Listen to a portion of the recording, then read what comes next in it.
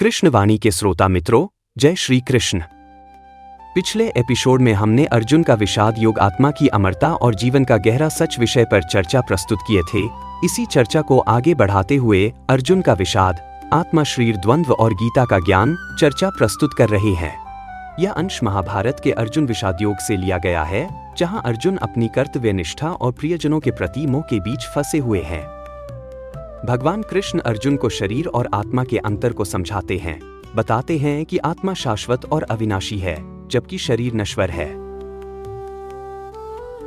वे अर्जुन को आत्मिक स्वतंत्रता और अमरता का ज्ञान देकर उसे अपने मोह से ऊपर उठकर कर्तव्य का पालन करने के लिए प्रेरित करते हैं। यह पाठ जीवन के नैतिक संघर्षों और आध्यात्मिक समाधानों पर प्रकाश डालता है, जहां आत्मा की अमरता को समझना ही वास्तविक स्वतंत्रता की कुंजी है। तो आइए सुने यह चर्चा। सोचिए, कुरुक्षेत्र का वो मैदान, दोनों तरफ सेनाएं बिल्कुल तैयार खड़ी हैं, शंख बजने ही वाले हैं और ठीक बीच में अपने रथ पर अर्जुन है, पर उनके हाथ कांप रहे हैं, है ना? वो गांडीव धनुष उनके हाथ से जैसे गिर रहा है। क्यों?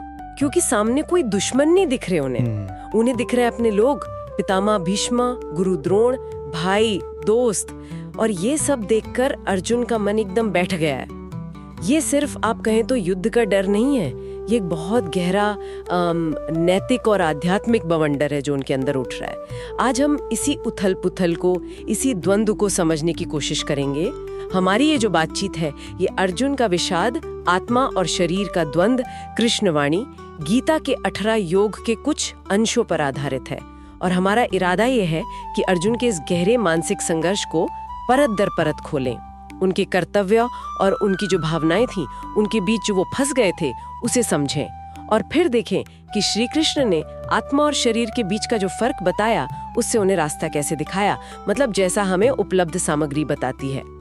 तो चलिए, हम कहता था युद्ध करो, न्याय के लिए लड़ो, अपने अधिकार के लिए लड़ो, ये उनका कर्तव्य था, है ना? लेकिन दूसरी तरफ इस कर्तव्य को निभाने का मतलब क्या था? अपने ही पूज्य गुरुओं का, पितामह का, भाइयों का, दोस्तों का खून बहाना। ये सोचकर ही उनका मन एकदम ग्लानि और पीड़ा से भर गया। उन्हें लगा कि भाई, ऐसा राज्य लेकर भी क्या करूंगा जिसके लिए अपनों की ही बलि देनी पड़े। बिल्कुल। ये सिर्फ उनकी कहानी नहीं लगती क्यों? कई बार जीवन में हम भी तो ऐसे मोड़ पर आते हैं। बिल्कुल सही कहा। जहाँ दिल कुछ और कहता है और दिमाग, या कहें जिम्मेदारी, कुछ और करने को कहती है। बिल्कुल। और यहाँ ये समझना बहुत जरूरी है कि अर्जुन का जो संकट था, वो सिर्फ बाहरी युद्ध का नहीं था, वो उससे कहीं ज्यादा उनके अपने मन के भीतर चल रहा था। जैसा कि स्रोत सामग्री भी इशारा करती है, ये गहरा आंतरिक द्वंद्व था। उनकी जो नैतिक समझ थी, एक योद्धा के तौर पर उनका जो कर्तव्य था, और अपने प्रियजनों के लिए उनका वो गहरा स्नेह, मोह, ये सब आपस में टकरा रहे थे।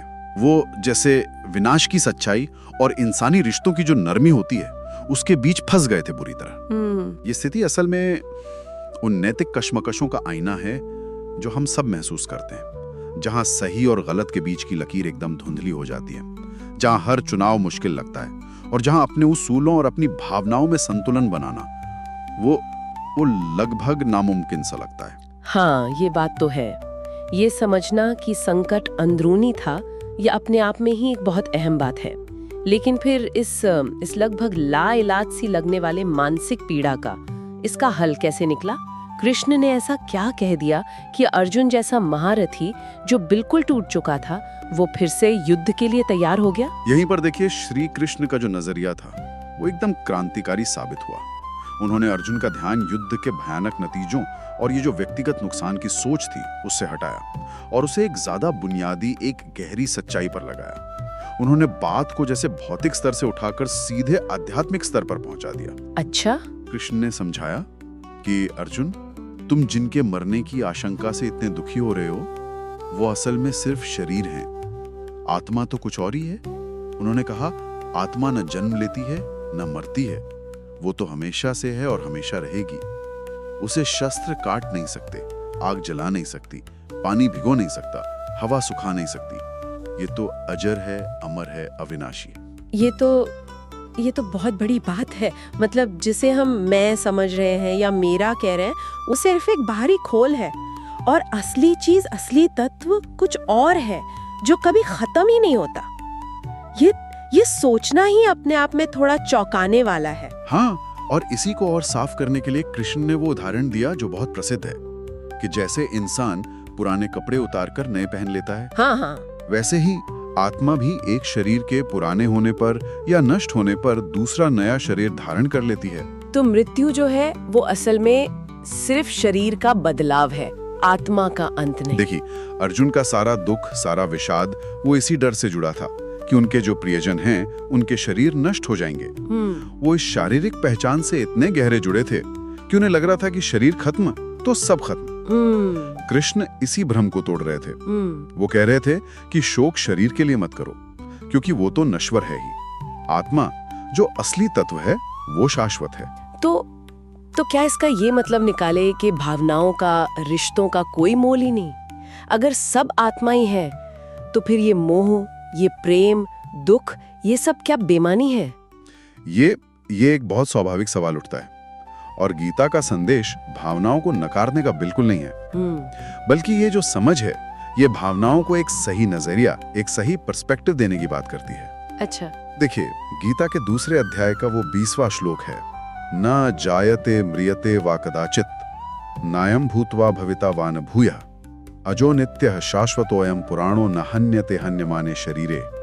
इसका मतलब सीधा सा है, यह आत्मा ना कभी जन्म लेती है ना कभी मरती है। नहीं ऐसा है कि ये होकर फिर नहीं होगी। ये अजन्मी है, नित्य है, शाश्वत है, पुरातन है। शरीर के मारे जाने पर भी ये नहीं मारी जाती। जब ये ज्ञान, ये समझ अंदर उतरती है तो व्यक्ति समझता है कि जिनसे वो प्रेम करता है उनका असली स्वरूप, उनकी आत्मा, वो अमर है। हाँ। इससे क्या होता है कि मृत्यु का जो भय है और उससे जुड़ा जो एक अंधा शोक होता है वो कम हो जाता है। रिश्ते तब भी महत्वपूर्ण रहते हैं, बिल्कुल रहते हैं, लेकिन उन रिश्तों का आधार सिर्फ शारीरिक मौजूदगी नहीं रह जाता, बल्कि एक गहरी समझ बन जाता है। ये ज्ञान चीजों को बिल्कुल एक नए नजरिए से देखने की ताकत देता है। अच्छा, तो ये ज्ञान सिर्फ मौत के डर से ही मुक्ति नहीं देता शायद, बल्कि जीने के तरीके को भी बदल देता है। यहीं से शायद वो आत्मिक स्वतंत्रता वाली बात जुड़ती है जिसका जिक्र स्रोत में भी है। बिल्कुल, आत्मिक स्वतंत्रता का जो विचार है वो इसी समझ से जुड़ा है। जब अर्जुन शारीरिक मोह और उसके नाश की चिंता में डूबे हुए थे तो वो एक तरह के बंधन में थे। हाँ, थे तो। उनका विषाद इसी सांसारिक और शारीरिक अस्तित्व के प्रति जो गहरी आसक्ति थी और अज्ञान था, उसी से पैदा हुआ था। श्री कृष्ण उन्हें बताते हैं कि ये जो शारीरिक जीवन है ये तो प्रकृति के नियमों से बंधा है। जन्म है, बढ़ना है, बदलना है, बूढ़ा होना है, मर जाना है, ये सब अस्थायी है, परिवर्तनशील है।